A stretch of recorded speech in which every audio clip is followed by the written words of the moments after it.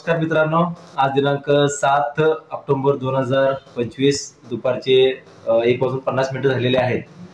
काल मी कोजागिरी पौर्णिमेनिमित्ताने एक कार्यक्रम ऑर्गनाईज केला होता.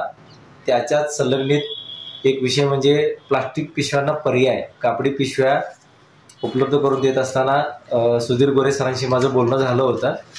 त्याचाच पुढचा भाग म्हणून आमचा एक विषय होता सीडबॉल. आणि मग विविध उपक्रम की जे समाज उपयोगी आहेत, निसर्ग उपयोगी आहेत, याची चर्चा करण्यासाठी मी त्यांच्या ऑफिसला आलो होतो. नमस्कार सर. नमस्कार.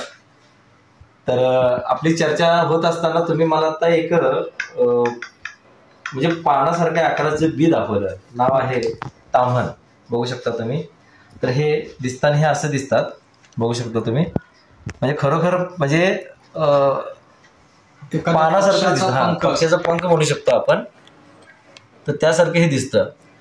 तर हे कशा पद्धतीने उगवतं किंवा कशा पद्धतीने ह्याची प्रक्रिया चालते याचं प्रात्यक्षिक बघण्यासाठी मी ह्याच्या थोड्या बिया सरांच्याकडे घेतलेल्या आहेत. तर सर ह्याच्याबद्दल थोडी माहिती सांगा. आपल्या राज्याचा जो वृक्ष आहे त्याला ताम्हण म्हणतात. त्याच्या ह्या बिया आहेत. ह्या लावत असताना आपल्याला फार काळजी घ्यावी लागते.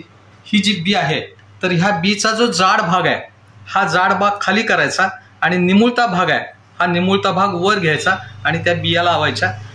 फक्त कुजू नये याची दक्षता घ्यायची.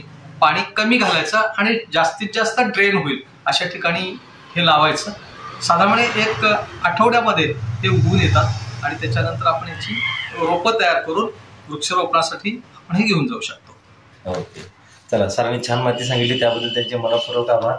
आम्ही नक्कीच पुढं अशा वेगवेगळ्या उपक्रमाच्या माध्यमातून समाज उपयोगी आणि निसर्ग उपयोगी ज्या काही ॲक्टिव्हिटी असतील त्या आम्ही तडीस नेऊ. थँक्यू. धन्यवाद.